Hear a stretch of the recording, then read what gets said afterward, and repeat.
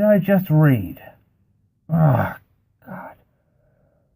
Uh, Greetings, YouTubers of the world.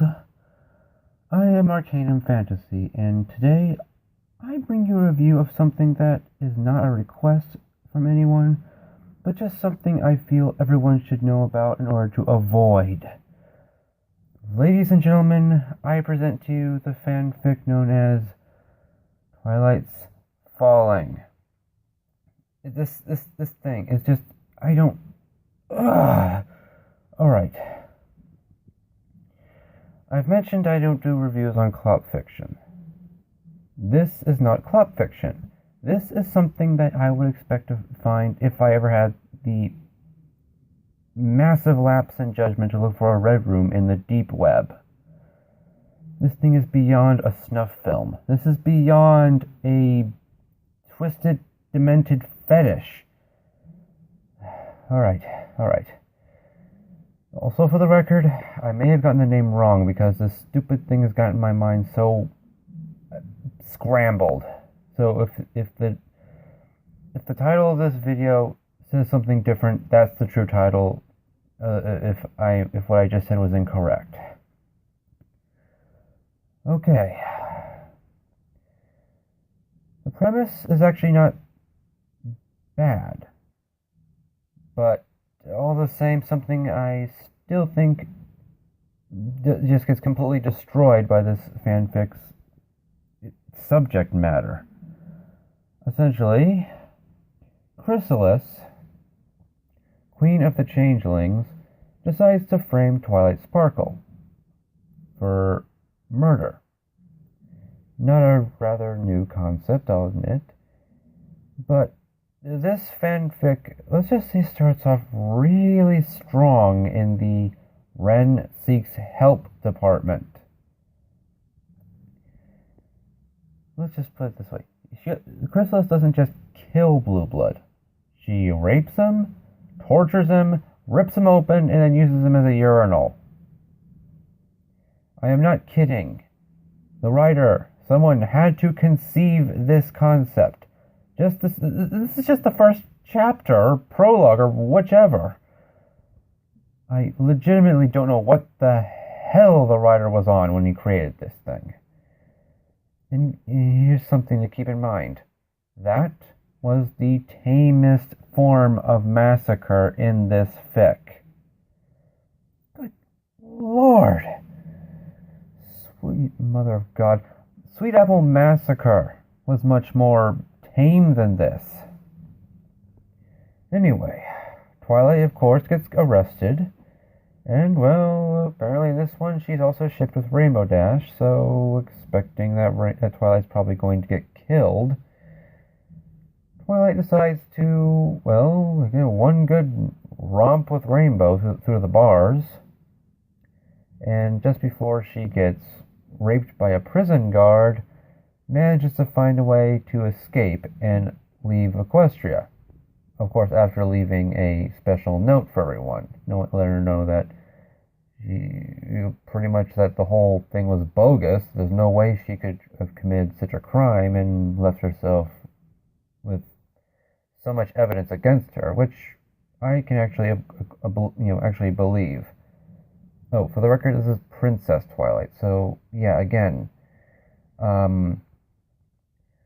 not likely to get caught if she ever did decide to fall into such a disturbing situation, unless, of course, she wanted to be caught, which was Chrysalis's plan from the start, not Twilight's. I mean, just for the love of God. Anyway, Twilight leaves Equestria and then gets jumped by Chrysalis, who tries to rape and kill her. You'll notice very quickly that this fanfic, I legitimately tried, listeners, I tried to find any chapter in this fic that didn't feature something to do with sex. And failed miserably. Every single frickin' chapter has something to do with sex. And it's the worst kind of disturbing shock and awe because it's the kind that'll make you actually want to read further to see maybe, just maybe, the writer found something worth keeping together. But some sort of decency and or restraint in this. No, they did not. They just did not. How do I know this? Well, not even a minute after Chrysalis is dead, Twilight gets saved by these two male ponies.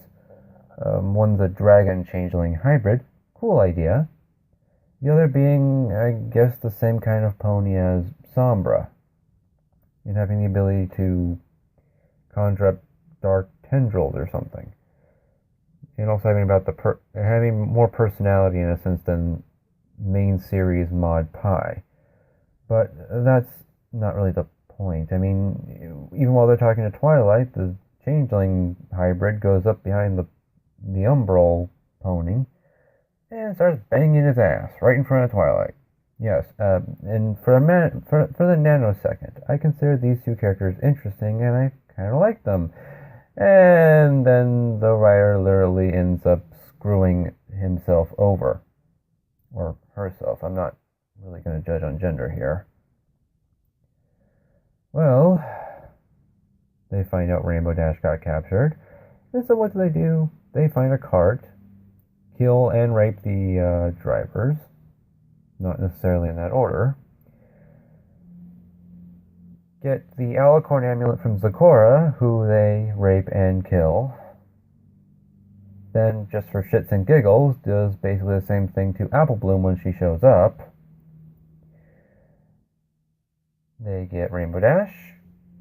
Twilight creates a corrupting amulet for Rainbow Dash that amps up her speed. Oh, and here's the most oh god, this is just a scene that I think was just why writer, why?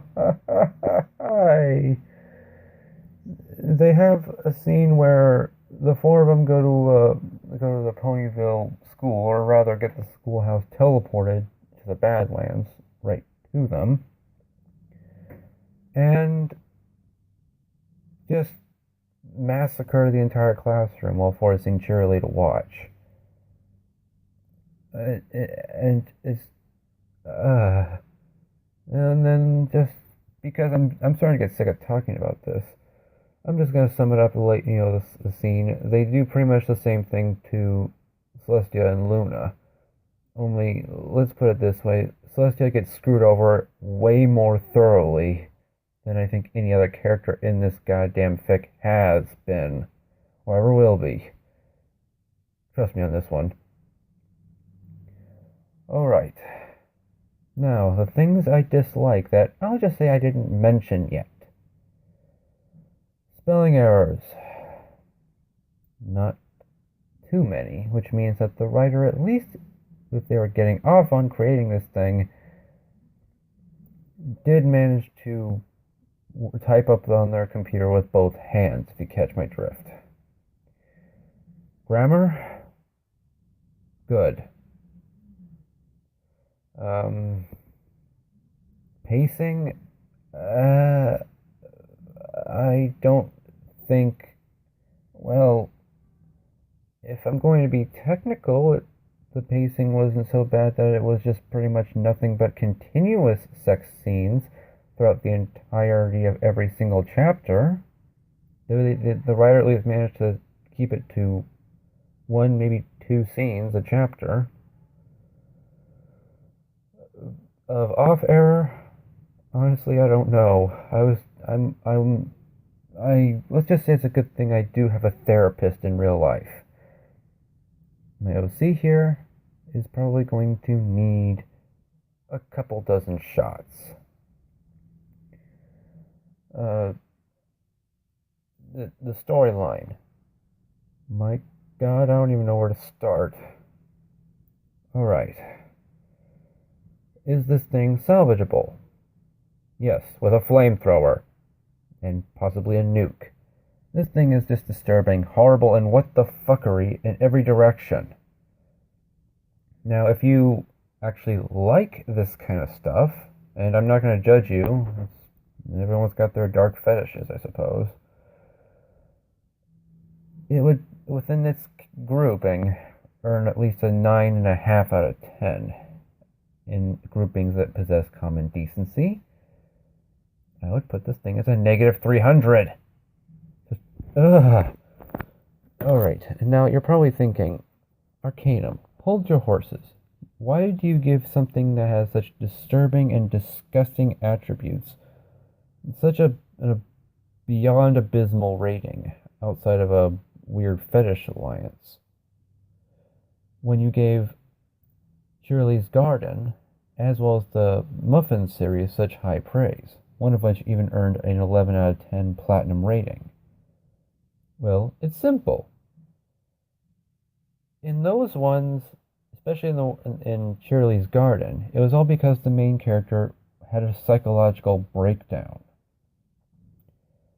And in Muffins, well, yes, all the characters had psychological breakdowns, but they also, well, were, believe it or not, likable.